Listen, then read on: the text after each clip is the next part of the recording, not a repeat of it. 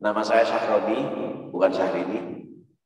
Kalau muka sih pengen bilang mirip ya. Oh, mirip dari mana?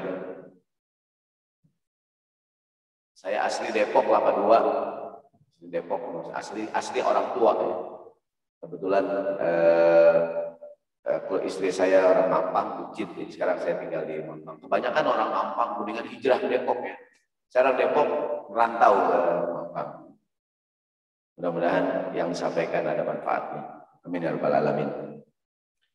Sore ini mungkin yang diamanahkan kepada saya bagaimana judulnya serem banget ya, menjadi dai yang digandrungi umat. Serem banget ini. Saya juga gak bisa. Menjadi dai yang digandrungi umat. Untung bukan digandrungi umat ya. Kacau banget.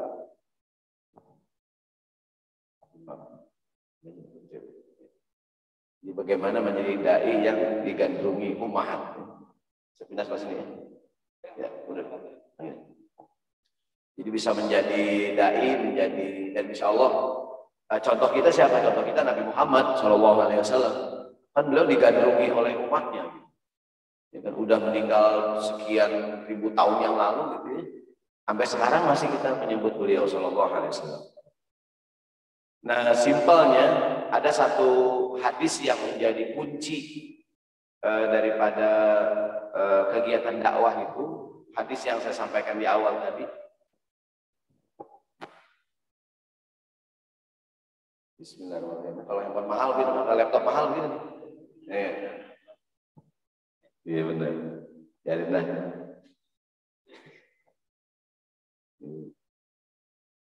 Silakan tadi oleh ya, boleh. Ada satu hadis Nabi yang mungkin nanti dibagikan materinya.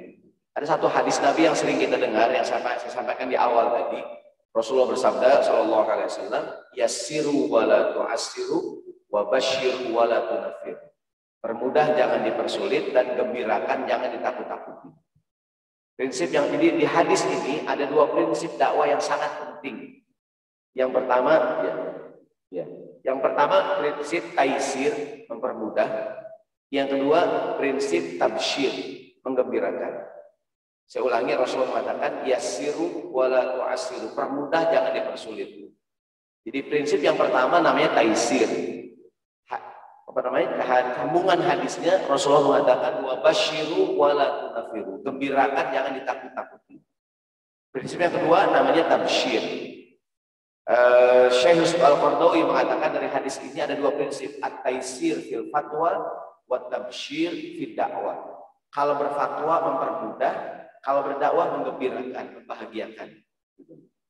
Jadi bagaimana kita berfatwa itu taisir, dan kalau berdakwah tabsyir. Dan dua hal ini yang akan kita bahas. Namun saya akan bahas yang kedua yang akan kita bahas bab tabsyir. Taisir saya tidak bahas supaya kapan-kapan diundang lagi ya di angkatan kedua Anda. Supaya Anda penasaran, taisir belum tuh, karena Anda ikut lagi. Jadi saya ulangi, berdasarkan hadis ini ada dua hal yang disampaikan Nabi. Yang pertama at-taisir fil fatwa wa tabsyir fid dakwah. Sebagai seorang dai, kita harus memegang prinsip taisir, mempermudah dalam berfatwa. Rasulullah menegur beberapa orang sahabat yang menurut Nabi mempersulit. Betul kan? Mungkin ketika kita mengajar, berdakwah dimanapun, ada orang bertanya, jawaban kita harus taisir. Aisyah mengatakan, radhiyallahu anha, kata Aisyah, kata Rasulullah SAW, idza khuyyira baina amrayni akhadha bi aisarahuma ma lam yakun itsman. Nabi kalau disuruh pilih dua perkara, manakah yang Nabi ambil? Yang paling mudah, selama itu bukan perbuatan yang dosa. Bukankah Nabi menegur sahabat Muaz yang jadi imam sholat subuh kelamaan? Ya kan? Kata Nabi, afattanun anta ya Muaz. Muaz, engkau ingin menimbulkan fitnah Muaz. Idza amman nasa falyujiz. Kalau jadi imam jangan lama-lama. Bahkan ada sahabat cerita kan Nabi sallallahu alaihi wasallam atwalu soal Nabi Muhammad atwaluhunna sholatan li nafsihi wa aqsaruhu sholatan 'alan nas. Nabi orang yang paling lama kalau sholat sendiri dan yang paling cepat kalau sholat memimpin jamaah. Jadi kalau sholat sendirian Nabi paling lama, yang lain kalau berjamaah paling cepat jadi imam. Kalau kita kan terbalik. Ya. Kita jadi imam, kita lama-lamain, ya enggak? Supaya jamaah, wah keren banget nih imamnya gitu. Habis gitu kan. Tapi kalau sholat sendirian ngebut, ada nggak tuh? Nabi terbalik, kalau sholat sendirian lama, berjamaah, cepet gitu. Tadi kita kadang, insya Allah bukan dai fordai, ada tuh kalau jadi imam, lamain gitu. Gitu, maksudnya kenapa lama banget gitu? Ada khotib kelamaan, ada nggak tuh? Hadirin sidang Jumat rahimahullah, khutbah kita kali ini adalah 30 sifat seorang muslim. Wah, elah ya. Jamaah udah mikir itu 30 bukan kalah. Jamaah udah mendusin 4 kali, udah melek lagi. Begitu melek, yang ke-7, saya baru 7, tidur lagi, melek lagi. Yang ke-12, 30. Kelamaan, ya enggak? Ngapain lama-lama, ya enggak? Namanya khutbah. Khutbah itu singkat. Ada khutbah, ada tausiah, ada taklim. Kalau taklim sama taklim. Kayak gini mungkin modelnya taklim nih ya. Kalau taklim itu kalau nggak ngerti boleh nanya. Mungkin durasinya panjang gitu. Kalau khutbah singkat nggak? Singkat namanya khutbah. Dan kalau khutbah jangan menyampaikan hal-hal yang jadi perdebatan gitu. Orang kalau nggak ngerti gimana mau nanya lagi supaya Jumat? Khatib, nanya sama khatib gitu. Kata khatib yang mana ya? Gitu. Enggak. Kalau khutbah itu jangan namanya khutbah. Ada nggak khutbah nikah? Ya udah khutbah ya singkat gitu. Saya pernah tuh ada acara nikah, khutbah ceramah nikah nih. Yang ceramah ustaz lama banget. Ya kan? Udah gitu kan yang namanya acara nikah itu kan acara gembira. Dia ngapain cerita sedih? Ya kan? Ini khutbah nikah, coba pengantin bayangkan berapa liter susu yang pernah kamu minum dari ibu kamu. Kata ibunya, aku juga gak pernah gitu ya. Maksudnya gini, ngapain acara khutbah nikah sedih-sedih? Orang nikah itu kan orang gembira, ya kan? Gitu tuh, maksudnya namanya khutbah ya singkat gitu. Dalam kitab Riyadhus Shalihin, Rasulullah mengatakan, "Innatu la sholatir rajuli wa qisara khutbatihi ma'innatun min fiqhihi." Panjangnya sholat seseorang dan ringkas khutbahnya menunjukkan tingkat kefakihan. Itu kata Nabi. Kata Nabi, fa'atilus sholata wa aksirul khutbah. Sholat boleh panjangan dikit, kalau khutbah singkat aja gitu. Sholat Jumat Nabi baca apa? Rakaat pertama Al-A'la, rakaat kedua baca apa? Al-Ghasyiyah. Itu paling kalau dibaca 2 surat paling 5 menit. Taruhlah paling panjang 10 menit. Nanti bacanya Sabbihisma rabbikal a'la. Kata jamaah, amin. Itu kalau untuk baca gitu 10 menit. Artinya kalau untuk normal paling 7 menit. Berarti khutbahnya lebih gimana? Lebih singkat lagi gitu, ngapain lama-lama? Ya. Atau khutbah Jumat lama-lama, kelamaan. Ya. Apa udah amin. Ya. Ini kisah nyata di daerah Mampang, ada ustaz di khotib kelamaan. Sama jamaah, amin. Kata khotib yang amin, habis saya di depan. Wow, tantangin berantem. Kacau kata dunia. Siapakah imam yang disenangi jamaah? Orang imam yang sholatnya nggak lama-lama, ya enggak? Ya kan? Berterawih dah. Wah, iya lagi imam. Gua malas banget gitu, ya enggak? Kan ini judulnya menjadi dai yang digandrungi jamaah. Ya enggak? Kalau sholat yang lama-lama. Kalau khutbah juga singkat, ya enggak ngapain lama-lama. Nah, nanti ada kuncinya. Di antara kuncinya adalah menulis. Saya terus terang banyak belajar dari para komikas dan akomedi. Bagaimana cara mereka mengemas sebuah materi stand up. Kuncinya apa? Kuncinya adalah menulis. Kuncinya adalah menulis materi. Gitu. Ntar kita disuruh acara akad nikah, ceramah akad nikah. Nggak boleh datang dengan tangan kosong. Harus nulis. Ntar mau ngomong apaan? Ingat, antum tulis nih, ntar akad nikah, isinya tentang menjadi suami yang teladan atau menjadi istri yang jangan banyak-banyak kan, paling khutbah nikah 15 menit ya. Ya kan? Antum judulnya 40 sifat seorang suami, itu kelamaan gitu. Nah, khutbah nikah saya judulnya 40 sifat suami kata istri. Amin. Jadi kuncinya apa? Kuncinya menulis. Jadi tidak ada, ini pengalaman pribadi ya, kalau diluruskan menurut pendapat saya, kuncinya adalah menulis. Saya bikin ceramah 1 menit, saya nulis. Walaupun cuma 1 menit, saya nulis konsep. Saya habis salam, saya ngapain. Kalaupun saya bercanda, di mana bercandanya gitu. Terus bercandanya menyinggung orang nggak gitu. Ya kan? Kemudian saya mohon maaf, saya kalau ceramah saya 1 menit saya pakai beragam kaos perusahaan, saya izin dengan perusahaan, saya terakhir dengan KPK, saya izin dengan KPK, mereka juga kemudian ngirimin kaos dan jadi berapa kali lama gitu, walaupun cuma 1 menit tapi perusahaan cukup lama gitu. Saya ngajuin ke mereka, diperiksa, dibalikin lagi, Ustaz ini gini, dibalikin segala. Inti yang pertama adalah nulis. Gitu. Jadi antum sebelum ceramah apapun, ya kan, menulis. Saya kebetulan secara pribadi kalau ngajar saya suka bagiin fotokopian. Saya 8 halaman gitu. Itu pernah saya suka bagiin fotokopian.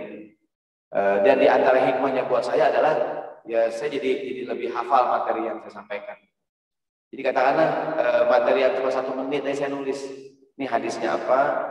Dipastikan ini hadis apa, kalimat ulama, apa hikmah, pengungkapan sahabat, dirujuk gitu. Sekarang kan gampang, ada handphone. Jadi Google, ya kan? Minimal untuk merujuk ini ucapan siapa gitu, ya kan? Jadi apalagi ceramah 10 menit itu kan mesti benar-benar disampaikan. Yang kedua, kuncinya harus informatif. Gitu. Jadi yang kita sampaikan sesuatu yang baru, yang orang belum pernah dengar. Gitu. Kalaupun cerita yang ya gitulah singkat tapi tidak menghina orang, tidak porno, tidak menghina orang, tidak menghina suku dan sebagainya. Jadi ini yang pertama, Rasulullah bersabda, saya ulangi ya, tadi itu saya mesti sampaikan bab taisir, mempermudah. Nah sekarang kita masuk bab menggembirakan. Jadi kalau berfatwa mempermudah, kalau berdakwah menggembirakan.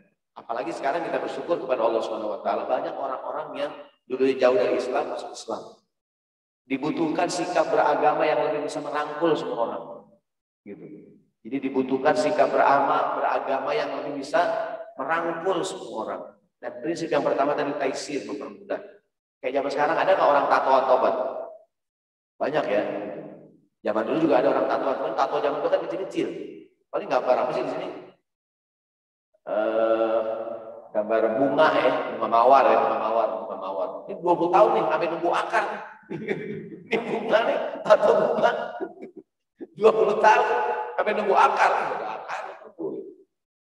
Dulu kalau orang taubat kan gampang. Gimana tato? Hilangin, kan kecil ya. Cuma tato zaman sekarang gede nggak? Oh, sekujur badan, mau diapain, mau dikelet kulitnya.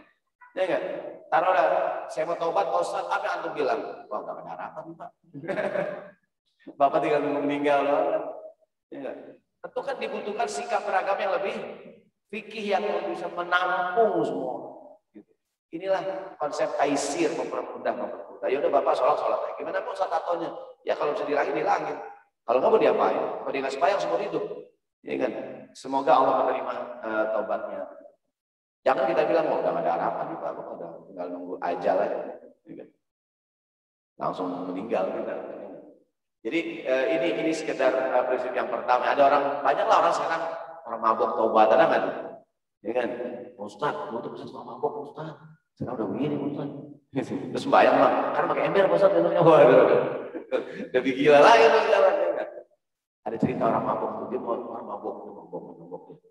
Dia mau sembahyang subuh. Mabuk, begitu sampai ke masjid, kata imam, mabuk mau sembahyang. Saya mau tobat Pak Haji. Buat tes dulu. Supaya subuh berapa rakaat? 4 Pak Haji. Wah masih mabuk, nggak boleh kata Nabi kan, kata Quran apa namanya? La taqrabus sholata wa antum. Nggak boleh sholat kalau lagi mabuk. Ya berapa subuh? Berapa rakaat? Pulang ke sana. Teman-temannya nggak mabuk. Lu mana? Bos main subuh. Buat tes dulu tadi mabuk. Berapa rakaat subuh? 2. Gua 4 suruh pulang, katanya lagi suruh 2. Lu pulang lagi. Gua 4 suruh pulang. Apalagi lu cuma 2 sih. Itu orang mabuk. Jadi ini kapan-kapan kita bahas mengenai prinsip taisir. Yang ingin saya sampaikan prinsip tabsyir. Ini kelihatan hadisnya. Baik, memahami hadis ini. Nih, silakan next slide berikutnya. Jadi at-taisir fil fatwa wa tabsyir fid dakwah. Jadi kalau berfatwa mempermudah, kalau berdakwah menggembirakan. Next slide berikutnya. Ini akan kita bahas nih, tabsyir fid dakwah. Kalau berdakwah menggembirakan. Gimana orang ngaji pengen datang lagi. Jangan sampai orang ngaji, aku malas dan ngaji lagi, aku ini galak banget gitu. Kan dai itu harus sabar, ya kan? Artinya sabar. Nabi Muhammad orangnya sabar. Ada riwayat kata Anas bin Malik, Nabi Muhammad kalau berbicara, idza takallama salatan. A'adaha salatan. Nabi kadang ulang-ulang berkali-kali. Ya kan? Kan metode dakwah diantaranya ikrar, mengulang-ulang. Fabi ayya ala'i rabbikuma tukazzibun. Berapa kali itu? 31 kali. Ya kan? Inna ma'al usri fa inna ma'al usri yusran, inna ma'al usri, kan diulang-ulang. Ya. Nah, jadi akan kita bahas prinsip tabsyir fi dakwah. Next, slide berikutnya. Allah berfirman, ya ayuhan nabi, inna arsalnaka syahidan wa mubasyiran wa nadhira. Wahai nabi, kami mengutusmu yang pertama sebagai syahidan, sebagai saksi.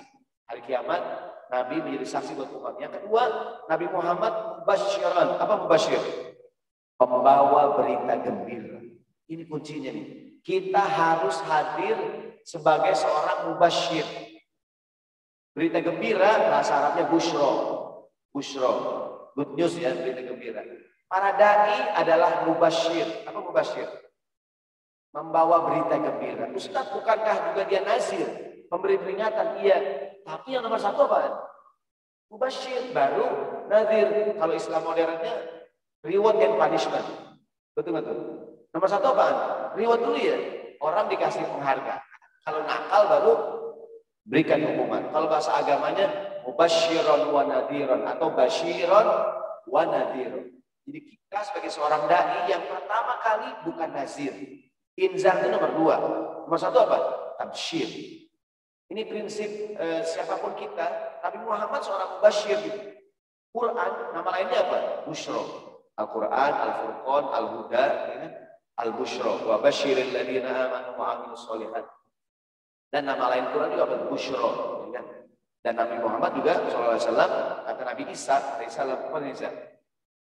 Qala Isa ibn Maryam inni rasulullah ilaikum musaddiqan lima baina yadayya wa mubasyiran biar Rasul, aku membawa berita gembira akan lahir seorang nabi. Nabinya sendiri adalah mubasyir, Nabi Isa juga mubasyir.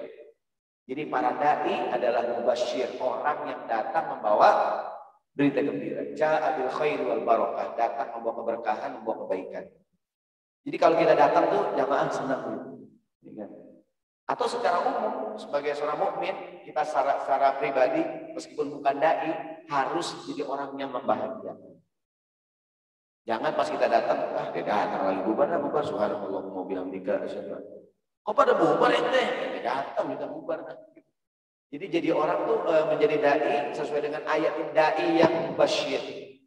Dai yang membawa berita gembira. Jadi konsep dalam berdakwah at-tabsyir fi dakwah, berdakwah menggembirakan. Pengertian menggembirakan adalah contoh kita ngajarin anak kecil puasa. Nah, kalau kamu puasa, sehari kamu puasa, ayah kasih hadiah kamu uang 10.000. Senang gak dia? Dari maghrib, dari subuh sampai maghrib, puasa seharian 10.000. Senang gak dia? Senang. Kalau cuma sampai johor ya, sampai johor 5.000 nah, setengah hari ya kan? Kalau sampai isya ya, sampai isya 15.000 nah. Bapaknya belum juga ya, sangkain. Gitu. Ketika dia puasa, gila gak dia? Dia berpuasa dengan gembira. Dia beribadah dengan gembira. Betul kan? Bagaimana kita membuat orang ngaji dengan senang gitu. Kalaupun dia berinfak dengan gembira. Jadi menggembirakan, tabsyir. Kita ngajarin tadi tuh anak kita kalau terawih nggak bercanda, ntar pulang terawih ayah beliin es krim. Senang nggak dia? Itu namanya tabsyir. Jangan tanfir. Tadi kan wa basyiru wala tunafir. Lawannya tafsir apa? Tanfir, bikin orang kabur. Kalimat nafaro artinya lari. Tanfir, dakwah yang bikin orang pada lari. Pengajian pertama 100 orang pembukaan. Itu ngaji dulu tinggal 2. Yang mana yang lain? Gak ada yang datang, takut mau berudah, galak banget gurunya. Jadi dakwah harus tabsyir, menggembirakan. Menggembirakan kayak tadi kalau kamu terawih, nggak bercanda, ayam beliin es krim. Senang nggak dia? Jangan tanfir, jangan takut-takutin. Kamu nak kalau bercanda terawih nih lihat. Dia kalaupun nggak bercanda horor gitu. Dia nggak bercanda karena takut ya. Harusnya nggak bercanda karena bahagia. Kalau aku nggak bercanda, ntar dibeliin gitu. Kalau aku puasa, ntar dikasih hadiah. Senang nggak nih? Namanya reward. Nakal baru diberikan punishment. Kalau kita khutbah Jumat, hadirin sidang Jumat rahimakumullah. Mari kita berinfak. Kalau berinfak akan ditambahkan rezeki kita oleh Allah. Kan tabsyir ya, dibuka kotak amal. Wah masih dikit. Jumat depan khutbah. Hadirin mari kita sedekah. Kalau kita sedekah jauh dari penyakit, ya enggak, segala musibah jauh dari kita. Dibuka kotak amal. Wah masih dikit juga. Jumat ketiga khutbah lagi, hadirin mari kita sedekah. Kalau sedekah banyak yang doain, dicintai Allah, dicintai Nabi. Buka kotak amal, wah masih dikit juga ya kan. Jumat keempat hadirin sidang Jumat rahim, terus terang hadirin yang nggak sedekah digantung hari kiamat, diteriska oleh Allah Subhanahu Wa Taala.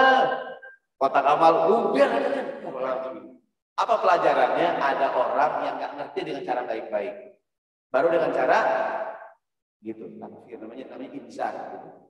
Intinya adalah bahwa memberi peringatan itu nomor dua, nomor satu apa? Menyampaikan berita gembira. Jadi bagaimana dakwah kita, dakwah yang rahmatan lil alamin, jadi dakwah yang menyenangkan gitu, menggembirakan. Hari ini banyak orang-orang yang dulunya nggak peduli dengan agama balik ke Islam. Dan tidak sedikit mereka kemudian, walaupun kemudian bukan artinya berdakwah itu maaf ya, bukan berarti berdakwah itu ngelawak, bukan, tapi menggembirakan gitu. Tadi. Dan tetap juga kuncinya adalah kita ada ungkapan dalam bahasa Arab, faqidu syai'i la yu'tihi. Orang yang tidak punya tidak akan bisa memberi. Orang yang tidak punya tidak mungkin memberi. Apa artinya? Seorang dai harus memiliki sakofah yang kuat, pengetahuan yang kuat. Harus memiliki banyak baca buku, banyak pokoknya banyak pengetahuan gitu. Sekarang lagi rame apa nih? Berita, kan memang kita update ya kan? Oh ada berita seorang selebritis ngomongin bapak-bapak, ya gitu. Ya kan? Jadi viral gitu kan?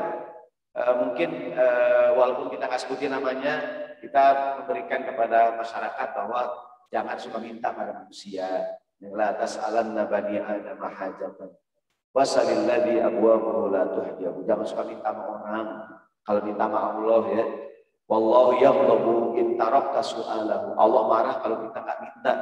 Bahwa bani Adam yaghdabu hina yus'alu. Sementara manusia kalau diminta suka marah. Ini kan mumpung momennya begini kita sampaikan. Jadi yang minta jangan suka minta-minta. Yang punya duit juga kalau bisa berbagi dong.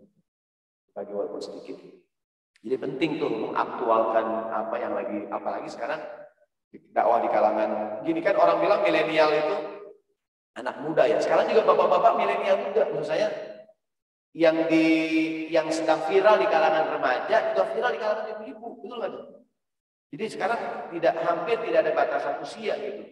Masalah isu-isu di masyarakat ya kan? Jadi dan hari ini kalau dakwah, kita bicara dakwah di era digital ya, hampir semua orang pegang handphone. Dan cara yang paling gampang menyampaikan sebuah pesan yang melalui HP sekarang. Apalagi sekarang zaman pandemi, pengajian udah libur kan. Cara yang paling gampang menyampaikan sebuah pesan ya dengan handphone. Dan yang paling penting buat kita lagi, maaf ya, orientasinya jangan duit. Pokoknya nasihat zaman dulu, kalau kita nanam padi, rumput menumbuh. Kalau kita nanam rumput, padi nggak bakal menumbuh. Itu nasihat orang zaman dulu, dan begitulah seharusnya. Karena ada beberapa orang yang sejak awal, mohon maaf ya, pikirannya mau nyari duit gitu. Walaupun tidak mengapa kita ngajar dikasih hadiah sama orang, tapi bukan itu tujuannya. Saya ingat ungkapan Pak Heru Tanjung ya, CT Transcorp ya. Dia bilang berbuat saja yang terbaik pasti akan mendapatkan balasan yang terbaik. In ahsantum ahsantum li anfusikum. Kalau kita berbuat yang terbaik, kebaikan itu akan kembali kemana? Diri kita sendiri. Kalau sejak awal yang dipikirin, mohon maaf ya, orientasinya nyari uang itu udah beres. Jadi orientasi sejak awal itu, kalau kita berbuat yang terbaik, kan udah hukum alam lah ya gitu. Pokoknya kalau orang kita berbuat yang terbaik, pasti balasan kebaikan kembali kepada diri kita sendiri. Jadi saya ulangi, di ayat ini Allah menjelaskan bahwa Nabi Muhammad sebagai seorang mubasyir, membawa berita gembira. Di ayat lain next ya, Allah berfirman, "Wa ma arsalnaka illa kaffatan lin-nasi basyiran." Jadi ayat yang tadi, ayat yang ini, nazir itu nomor 2. Nomor 1 apa? Basyir. Reward, basyir, busyra. Banyak orang yang taubat hari ini, banyak orang kembali ke pangkuan Islam, ya kan? Banyak orang yang sadar. Sekarang Islam bersyukur di Indonesia muncul kelas baru di Indonesia, kelas menengah ke atas, ekonominya bagus, pendidikannya baik, agamanya baik, dan peluang dakwah di kalangan mereka luar biasa. Apalagi kalau nggak ada masa pandemi ya, kan sekarang banyak sekolah-sekolah Islam terpadu atau sekolah-sekolah lain. Banyak orang tua nganterin anaknya kan, ada namanya kelas objek dakwah ibu-ibu yang nganterin anaknya sekolah. Ibu-ibu yang nganterin anaknya sekolah. Mereka biasanya kan dari jam 8 sampai anaknya pulang jam kan ngapain ya Bang? Mau pulang ke rumah jauh. Kata dia sebenarnya nyokolin anaknya di mana nih? Di NF. Di daerah sini ya. Terus rumahnya mungkin di mana nih? Rumahnya di mana gitu kan? Dia mau pulang jauh kan balik lagi kan? Gitu. Itu banyak tuh komunitasnya sebelum pandemi ya, yang ngajar di Al-Azhar, beberapa sekolah-sekolah yang umumnya sekolah yang menengah atas lagi. Itu banyak sekali komunitasnya tuh. Dan dan tentunya banyak juga dai-dai yang masuk. Cuman selama ini ya cenderung dai-dai yang pendapat saya pribadi ya. Intinya peluangnya besar lah, peluangnya besar. Gitu. Dan mereka membutuhkan satu kajian yang tadi dapat ilmu juga, refresh juga, dapat nasihat juga, gitu. Dan ini komunitasnya besar, komunitas ibu-ibu yang antar anaknya sekolah. Saya pernah ngisi di BSD, pernah Pak Aulia ada namanya pengajian Aulia. Jadi ada gedung, paling bawahnya kafe, lantai 2-nya butik, lantai 3-nya tempat pengajian. Tuh rame. Dia tiap hari ada pengajian. Mesti kalau ada usaha-usaha selebritis lah ya. Karena orang sambil sarapan pagi, kemudian juga mau belanja, di atasnya apa tuh? Pengajian. Sekarang banyak konsep gitu. Saya juga di daerah Cibubur nih ada baru buka kafe satu hijau-hijauan. Dia sama ada kafe juga. Nah sekarang besok akan ada event-event pengajian gitu. Dan yang datang itu kalangan-kalangan karena mereka pengen ngaji juga dan pengen dapat ilmu, pencerahan tapi santai, relax gitu. Nah, oleh karenanya penting sekali buat kita semua untuk mengupdate berita terbaru, apa yang sedang hits gitu kan, apa yang sedang ramai orang bicarakan segala macam. Baik, kenapa kita harus menjadi dai yang basyir? Karena begini, Islam dari kecil kita diajarkan optimis. Dari lahir kita diazanin, dikasih nama yang baik, diakekahkan. Semuanya kan bermuara pada harapan yang baik. Kenapa diazanin? Agar kalimat yang pertama kalimat yang baik, betul nggak? Bahkan diakekahin, sunnahnya dikasih nama yang baik, nama itu doa. Itu semua dari kecil Islam diajarkan untuk optimis. Lalu kenapa kita kemudian hari ini menjadi tidak optimis? Bahkan next dalam Al-Quran ada ayat wa amma bi ni'mati rabbika fahadits. Nikmat yang kamu terima ceritakan. Jadi kalau cerita itu cerita yang membahagiakan. Kalau punya nikmat diceritakan.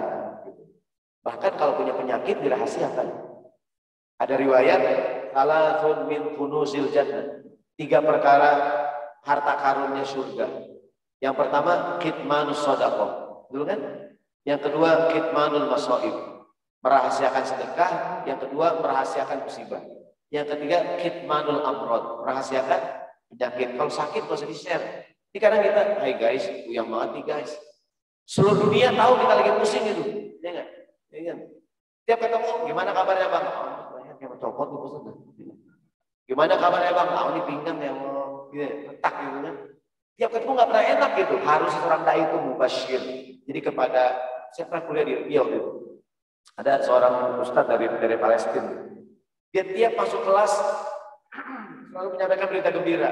Alhamdulillah mujahidin di Palestina hari ini berhasil. Kita tuh larut tuh. Walaupun kita jaraknya jauh banget ya. Dari Jakarta, Palestina jauh banget ya. Begitu dia masuk tuh kita tuh benar tuh. Nah gitu tuh. Ya nggak senang gitu.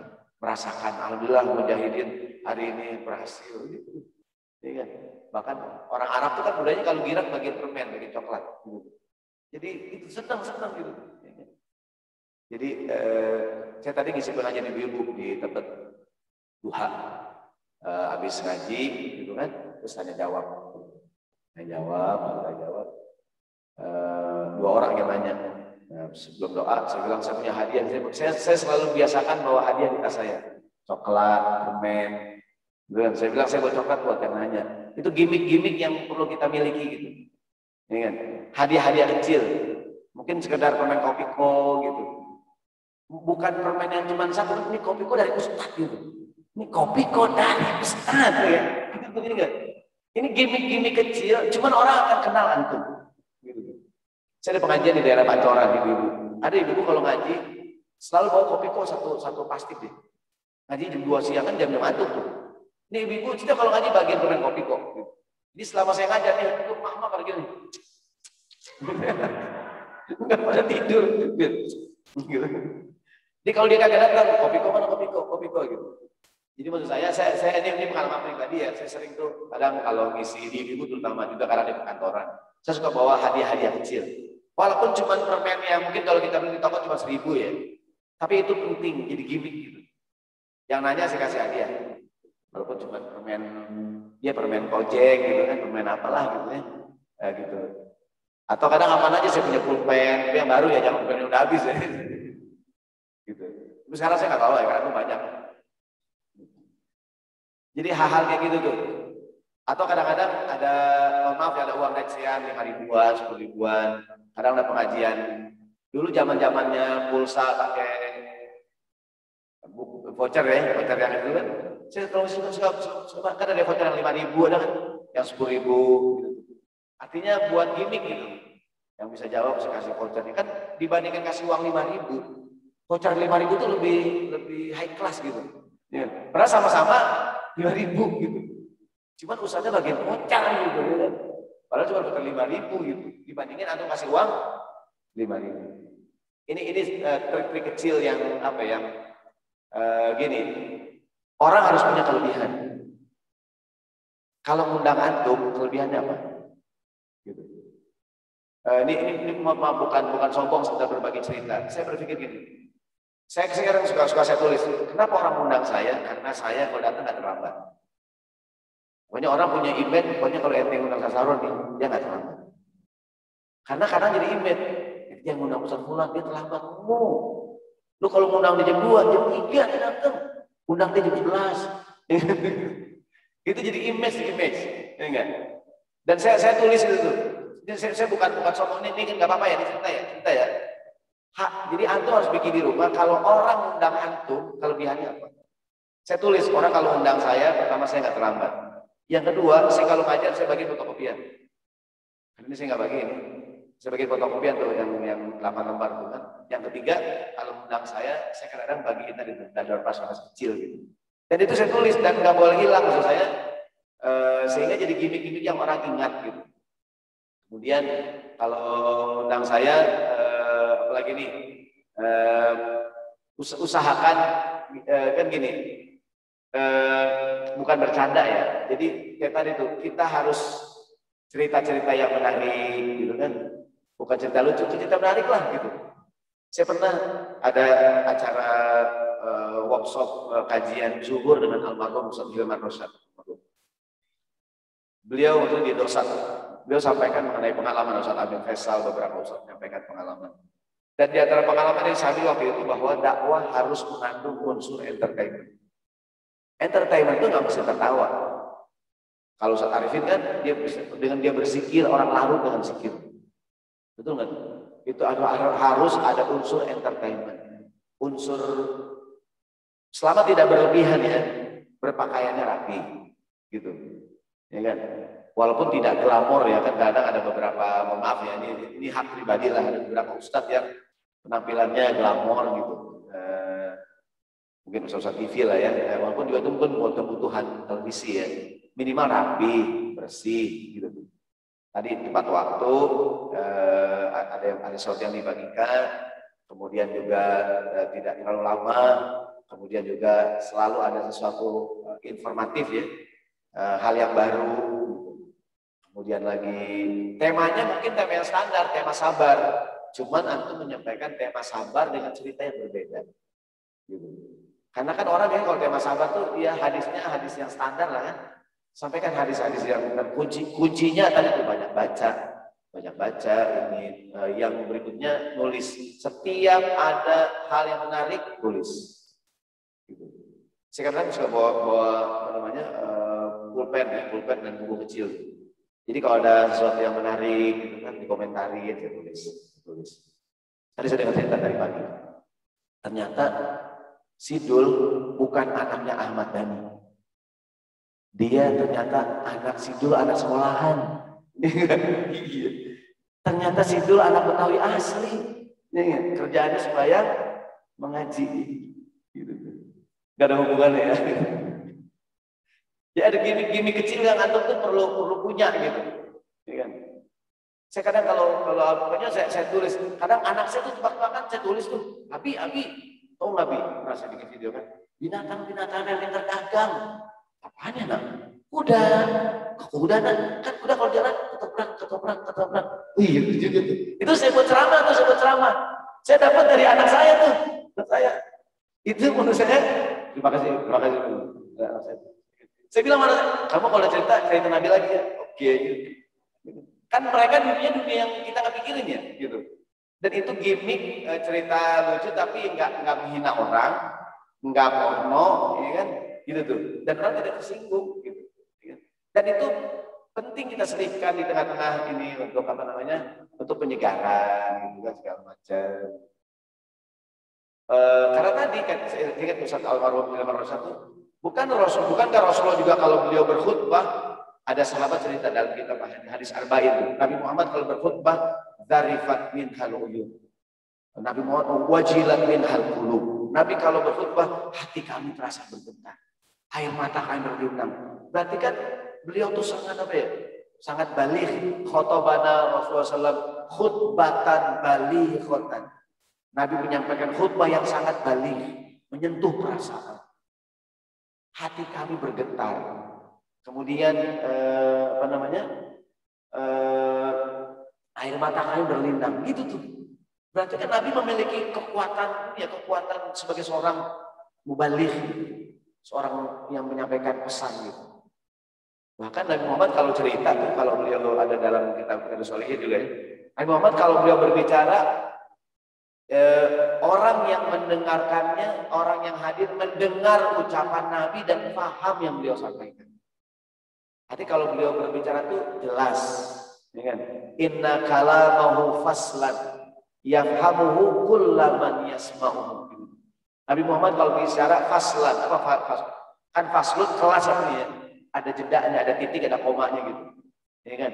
Yang mendengarkan paham omongan Nabi. Beliau juga ada riwayat orang Arab mengatakan khairul kalami ma qalla wa dalla.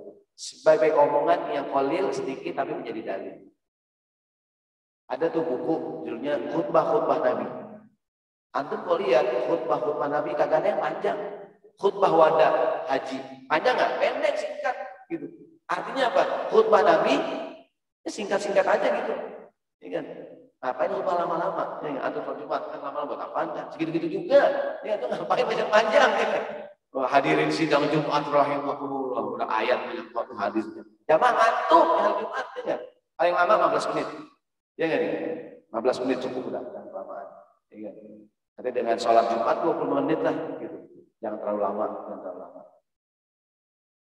Oke, baik. Saya percepat sedikit. Sebelum kita tanya jawab, next ya. Gini, hari ini banyak orang Indonesia yang kehilangan kecintaan kepada negara ini. Di antara penyebabnya terlalu sering mendengar berita buruk tentang Indonesia. Satu lagi next. Jadi kenapa orang jadi kalau dengar Indonesia gitu, nggak bangga gitu? Di antara penyebabnya terlalu sering mendengar berita buruk tentang Indonesia. Padahal berita baik ada nggak? Tugas kita lah menyampaikan berita baik. Yang kita dengar berita perselingkuhan, perzinahan, narkoba. Ada nggak suami-suami yang setia? Nih yang hadir nih. Ini enggak? Kayak ragu-ragu sih. Ada yang masih jomblo nih? Ada. Mudah-mudahan habis acara dapat jodoh. Amin. Yang amin yang belum ya, jangan yang udah ya. Itu yang udah ya, amin yang belum. Yang belum. Pakai sepatu jangan pakai kain, punya itu jangan mikirin yang lain. Amin ya. Ada beruang minum jamu, percuma ente berjuang kalau nikahnya bukan dengan kamu. Iya. Yang penting sekarang mau belajar. Kalah jadi abu, menang jadi arang, taruh sama aku, nikahnya sama orang. Pahit ya nih? Pahit. Itu gimmick itu antum harus punya. Gimmick dari mana tuh dapatnya? Tadi tuh tulis, ada sesuatu yang apa namanya? Yang antum tulis. Antum punya buku gimmick buat ceramah gitu. Dan itu harus antum kuasai gitu. Bukan mau ngelawak bukan, tapi menyegarkan suasana gitu. Acara pernikahan, acara ini selama jangan kebanyakan ya. Perlu mungkin satu, dua gimmick antum keluar gitu. Sehingga apa namanya ya ada menyegarkan suasana. Kan kadang orang kan ini judulnya menjadi dai yang disenangi ya. Kan orang kadang ceramah datar gitu ya. Orang ngantuk yang gitu. Ya kan? Nah ini jadi kenapa sebagai penutup kenapa sekarang banyak orang tidak senang, tidak cinta dengan Indonesia, terlalu sering mendengar berita buruk dari Indonesia. Kamu tahu nggak nak? Negara kita narkoba merajalela anak kita nih. Tawuran tiap hari nak, korupsi di mana-mana. Apa kata anak kita? Ya aku mati aja deh. Ya, mau ngapain lagi hidupnya gitu. Jangan terlalu sering menyampaikan bad news. Walaupun dalam dunia pemberitaan bad news is good news ya. Tapi harusnya para dai menyampaikan busyro. Sampaikan tuh, hadirin sekalian ada anak kecil umur 7 tahun hafal Quran. Ada nggak tuh? Ada seorang ceritakan hal-hal yang kesetiaan, tentang kesabaran, pengorbanan rumah tangga itu tuh. Jadi jangan terlalu sering menyampaikan berita buruk. Saya pernah berpikir ngomong dengan dulu Menteri Kominfo, saya sampaikan bagaimana kalau kita bikin gerakan menyampaikan berita baik, gerakan nasional menyampaikan berita gembira di handphone kita di mana. Jadi gerakan itu good news gitu. Orang baca share tuh berita baik itu kan semangat gitu. Jangan terlalu sering menyampaikan berita buruk. Ya, jadi ada tuh ustadz, maaf ya mungkin bagus juga ya. Kalau ceramah tentang neraka mulu gitu, ini ustadz neraka gitu. Ustadz bukannya ustadz spesial neraka gitu. Mungkin bagus juga dia spesialis ya. Tapi maksud saya tadi antum perlu tulis hal-hal yang termasuk juga informatif. Seperti gini, ini kan bulan Maulid. Di Amerika Serikat, cerita terakhir nih, supaya sepanjang-panjangannya. Di Amerika Serikat, di kota Hollywood, ada Walk of Fame. Ya kan? Jadi para pesohor di Amerika Serikat, ini bulan Maulid saya cerita ya. Para pesohor di Amerika Serikat dihormati, diabadikan di para legenda dengan cara nama mereka ditulis di trotoar di Hollywood. Ada gambar bintang, ada namanya. Tahun 2006, Muhammad Ali, petinju legendaris, 2008 Pak, namanya ingin diabadikan di Walk of Fame sebagai penghormatan kepada beliau. Tapi Muhammad Ali menolak. Kenapa dia menolak? Dia bilang nama saya Muhammad Ali, nama Nabi saya. Tidak mungkin saya membiarkan nama Nabi saya ditulis di jalanan, kemudian diinjak-injak oleh orang lain. Panitia rapat di Hollywood.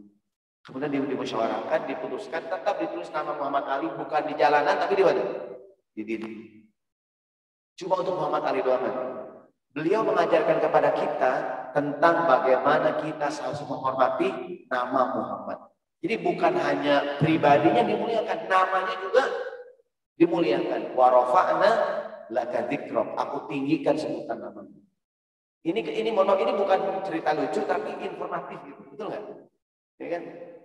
Jadi orang yang namanya Muhammad tuh jadi bukan hanya orangnya mulia, namanya mulia. Wa rafa'na laka. Apa artinya? Setiap disebut nama Allah datang nama Nabi. La ilaha illallah Muhammad Rasulullah. Pak Soeharto pergi haji tahun 91 almarhum. Presiden yang kedua ya Pak Harto. Tahun 91 beliau pergi haji. Pulang haji, Raja Saudi King Fahad menulis surat kepada Pak Harto agar Pak Harto menambahkan namanya dengan dua pilihan, Ahmad atau Muhammad. Pak Harto memilih nama Muhammad. Pulang haji namanya Haji Muhammad. Ini bukan nama sembarangan. Ini kalau cerita tentang bulan Maulid, ini cerita tentang Maulid tapi yang informatif gitu. Tahun 45 Indonesia merdeka. Negara manakah yang mengakui kemerdekaan kita? Negara Palestina, Mesir, negara Arab. Nah, ada usulan dari negara-negara. Mereka nggak tahu kalau Indonesia mayoritas Muslim. Mereka usulkan agar presidennya Bung Karno menambahkan nama yang ada Arab-Arabnya. Maka Bung Karno ngambil nama Ahmad. Ahmad nama lain Muhammad. Ya kan? Maka tahun 45 nambah nama jadi Insinyur Ahmad Soekarno. Ini cerita informatif ya. Dan di bulan Maulid. Jadi hal-hal tahu nggak DN Aidit siapa nama asli? Tokoh komunis. Nah, DN itu Dipa Nusantara. Nama aslinya Ahmad Aidit. Nama aslinya Ahmad. Dia keluarga Islami gitu. Cuman karena bergaul dengan orang komunis, dan Ahmad itu kan nama Nabi. Dia ngerasa nggak bangga dengan nama itu. Maka dia menghilangkan nama Ahmad. Dia ingin kayak Pangeran Diponegoro. Nah, maka dikasih nama Dipa Nusantara, DN Aidit. Artinya ada orang yang membuang nama Nabi. Antum tahu rapper Reza Arab? Siapa nama aslinya? Namanya Muhammad Reza Octavian. Nama aslinya. Ada Muhammadnya. Tahun 2018 Muhammad Reza Octavian mengajukan penghapusan nama Muhammad di namanya. Karena dia merasa dia nggak senang dengan nama itu. Ya kan? Di YouTuber sekarang, ya kan? Dia ke Dukcapil, pokoknya dia ke pengadilan, dan pengadilan memutuskan bahwa nama Muhammadnya dihilangkan. Jadi nama aslinya Muhammad Reza Octavian, Muhammad hilang. Kan dia nggak senang dengan nama Muhammad. Kemudian ini kan cerita ya, penting untuk tahu. Jadi ketika cerita mengenai Maulid Nabi, cerita hal lain tentang Nabi Muhammad gitu. Ya kan? Saya pernah dengar almarhum Kiai Abdul Syafi'i bilang begini. Ada orang pergi haji, nggak mau nyium Hajar Aswad. Dia bilang, emang saya apaan nyium batu? Gitu. Kata almarhum Pak Kiai Abdul Syafi'i, bukan dia nggak mau nyium Hajar Aswad nggak mau dicium sama dia. Gitu. Ada orang pergi haji, nggak mau minum air zam-zam. Dibilang air zam-zam kotor, nggak higienis. Kata Pak Kiai, bukan dia nggak mau minum air zam-zam, nggak mau minum sama dia. Bukan nama Nabi yang dia nggak mau pakai. Nabi Muhammad nggak mau Nabi itu. Nah yang kayak gini nih gimmick bukan gimmick ya, dia pengetahuan yang ketika aku sampaikan di ceramah hal yang baru gitu. Dari mendapatnya dari membaca. Jadi dan apa kuncinya? Tulis. Tidak mungkin kita mendapatkan hal yang baru kecuali harus tulis. Atau bikin tema oleh Nabi, tulis tentang apa di sini. Atau berceramah tentang istri-istri Nabi. Ya kan? Kenapa Nabi menikah dengan Aisyah? Kenapa menikah dengan siapa namanya? Dengan Zainab binti Jahash. Kenapa beliau menikah dengan putrinya Abu Sufyan? Kenapa? Itu kalau untuk ceritakan, antum baca tuh. Antum kan ternyata pas baca, ternyata Nabi Muhammad menikah bukan cuma sembarang menikah gitu. Ada cerita di balik pernikahan Nabi. Kenapa menikah dengan Sofiyah binti Huyai, anaknya anak orang Yahudi, ya kan? Dan sebagainya. Ini maksudnya kuncinya apa? Kuncinya menulis. Jadi setelah antum baca nih, antum tulis. Demikian mudah-mudahan saya mau ngomongnya malam ngidul ya, semoga ada manfaatnya. Mohon maaf tidak bermaksud apa-apa, sekedar sharing berbagi cerita. Semoga ada manfaatnya. Assalamualaikum warahmatullahi wabarakatuh. Waalaikumsalam warahmatullahi wabarakatuh. Takbir buat Ustaz. Allahu Akbar. Ya. Alhamdulillah sudah sangat luar biasa materi dari beliau, singkat, padat, jelas ya. Taisir, tafsir ya, juga kita punya inovasi dalam berdakwah, berceramah, ya, bertabligh, dan punya karakteristik atau keutamaan apa yang kita harus miliki agar orang apa sih kalau saya diundang itu apa kelebihannya. Kurang lebih itu saja. Baik, ada waktu kurang lebih 15 menit. Wah, jadi mau minta tanda tangan apa bertanya nih? Alhamdulillah, nanti setelah ini kita akan berfoto sama beliau. Baik, siapa dulu? 2 orang. Ustaz, tunjuk Ustaz. Yang belum dulu ya, mungkin Ustaz ini. Sama pojok udah pernah bertanya belum? Ya, Ustaz yang di depan sama yang di paling pojok.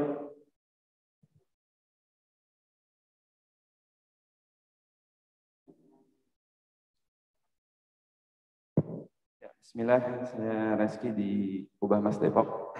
Izin bertanya tak mengenai tema menjadi dai yang digandrungi umat. Tentu kan dai ini aktivitas dakwahnya banyak ya. Tentu lebih banyak di luar dibanding di rumah. Nah, pertanyaan saya, bagaimana sikap dai untuk tetap digandrungi istri dan anak? Syukran.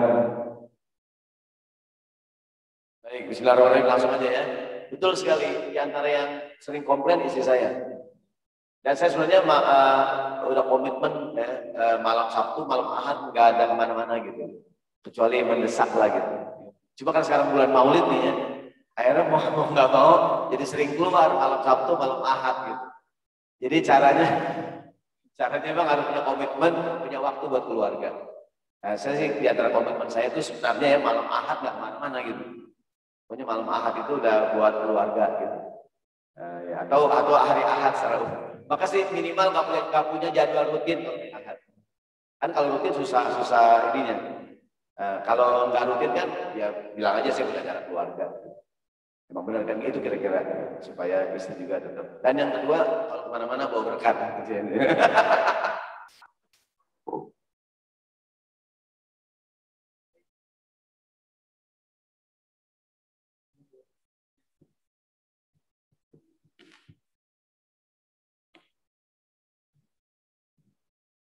Bismillahirrahmanirrahim. Assalamualaikum warahmatullahi wabarakatuh. Ya, terima kasih Ustaz. Yang pertama-tama saya bersyukur ya bisa ikut hadir di sini dan mohon doanya semoga kami sekeluarga istiqomah di jalan Islam. Jadi kami terlahir dari keluarga besar Katolik di Tawangmangu. Jadi saya berdua dengan adik saya hijrah ke Islam dan alhamdulillah di tahun 2021 kita dapat anugerah dari Allah Subhanahu wa taala dengan kita diberi nikmat sakit sama Allah Subhanahu wa taala. Di mana kaki kiri saya patah ketika hijrah dari Tawangmangu ke Bogor. Ya alhamdulillah sudah bisa berjalan dan kami tetap istiqomah. Semoga Allah kasih jalan yang terbaik bagi kami sekeluarga. Nah, saya menyikapi yang pertama adalah selama saya hijrah, kurang lebih saya saat ini masih di bawah bimbingan IKADI Pusat di Bangkuapus sampai bulan Desember 2021. Saya mengikuti beberapa kegiatan-kegiatan yang dulunya di bawah asuhan gereja keluarga kita, karena saya tim misionaris dari kesehatan.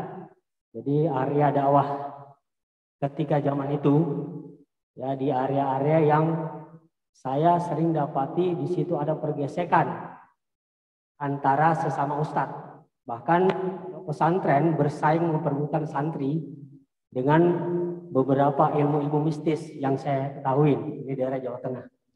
Nah, itu yang pertama. Sehingga saya tertarik Islam itu bukan dari orang berdakwah, tapi dengan keadaan yang saya alami karena saya seorang tenaga medis. Jadi saya kebetulan diberi amanah untuk mengelola sebuah rumah sakit dan klinik di NTT, Pala, Nusa Tenggara Timur. Nah, dari situ saya mendapati banyak sekali masalah-masalah umat Islam kita itu selalu yang bermasalah adalah di ekonomi. Ya, seperti kita ketahui di Islam, kalau kita mau berdakwah dengan baik dan bijak, yang tadi disampaikan oleh Ustadz Double MUV, saya bilang Ustadz Double MUV karena namanya panjang ya, Mahfud ya. Itu salah satunya adalah kita harus berizah, kemudian menjaga apa yang kita makan untuk diri kita dan keluarga. Sementara saya melihat sendiri dengan mata kepala banyak sekali simbol-simbol Islam itu justru dijadikan kekuatan untuk memanfaatkan sesuatu yang untuk pribadi. Nah, ini mungkin tantangan bagi Fordai, bagaimana memetakan kekuatan dakwah sehingga dakwah itu tidak hanya sekedar untuk dipakai dalam tanda kutip oknum-oknum tertentu, sehingga ada yang harus dikambing hitamkan.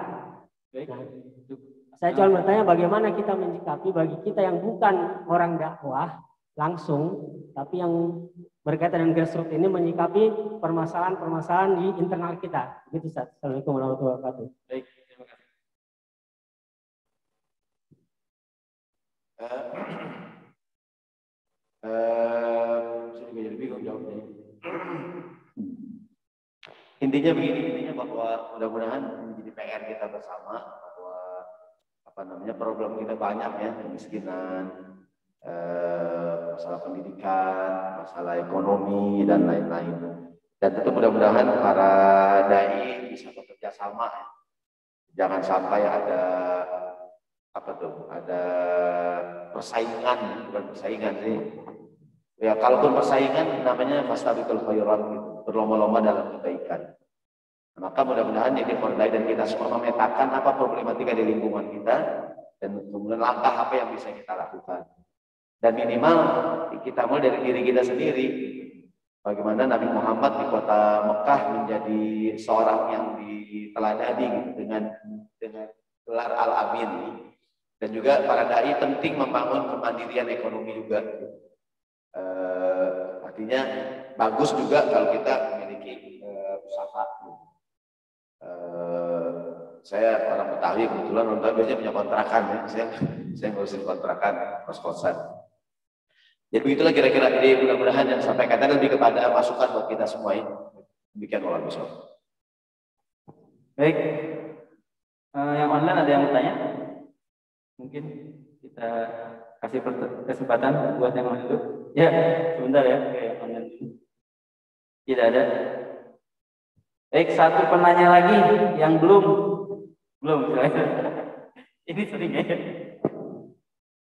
Ya.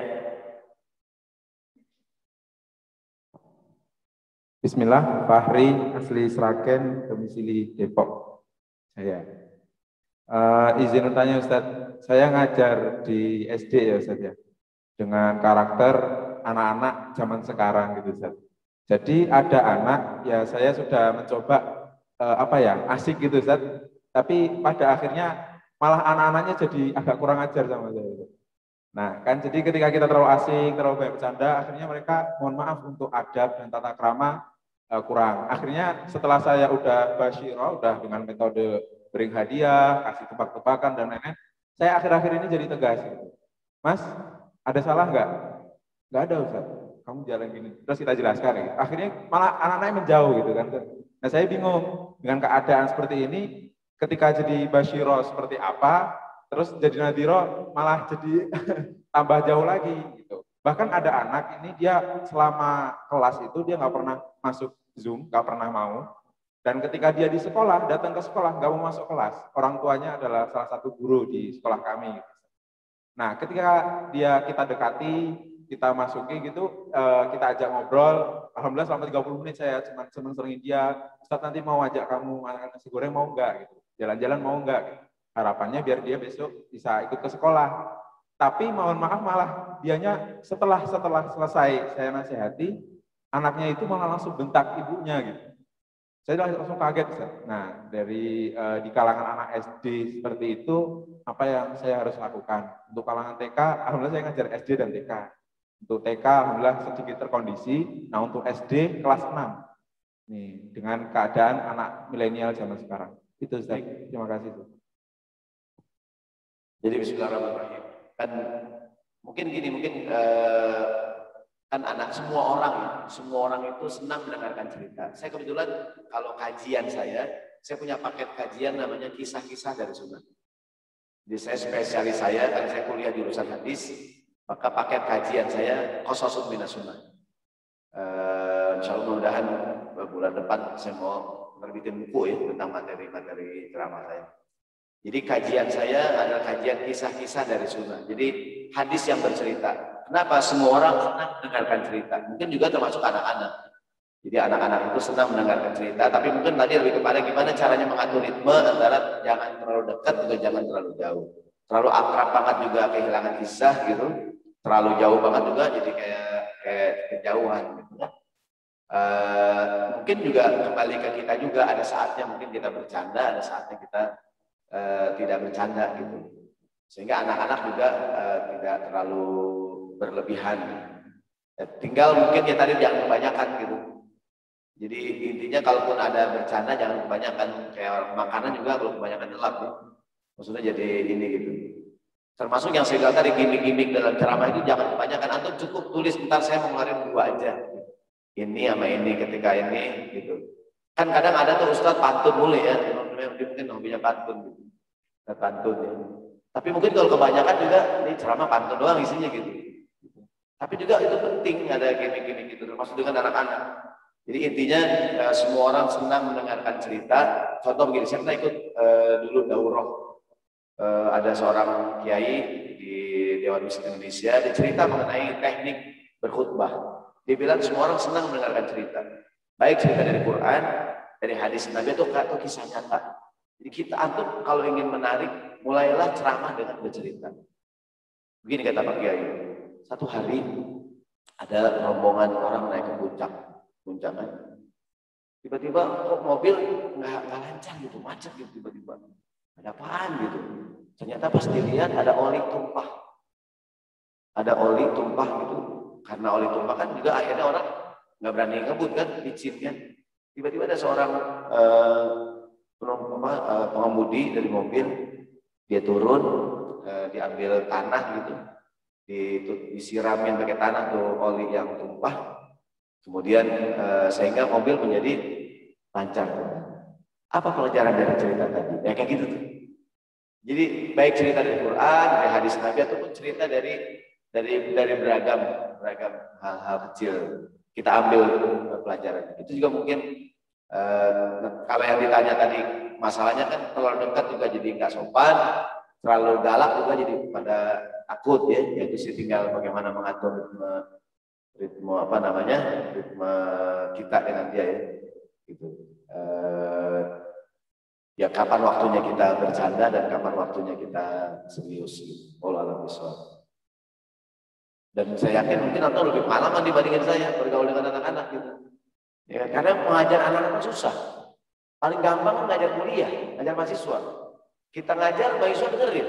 Coba kalau anak SD, kita ngajar dia main kapal-kapalan, pesawat, tidur itu susah. Maka guru yang paling berat guru SD sebenarnya. Ya enggak? Yang paling gampang kan ngajar S3. Yang belajar udah tua-tua gitu, bisa bawa bercanda, main kapal-kapalan, ya kan? Gitu. Jadi paling gampang tuh ngajar S3, ini pada dengerin aja kan? Memang mau belajar gitu. Tapi kalau ngajar yang paling susah ngajar, anak SD gitu, bisa bercanda. Maka tuh, saya yakin pengalaman tuh lebih hebat dibanding kita. Tinggal nanti mungkin gimana ngatur ritme gitu, kapan waktunya.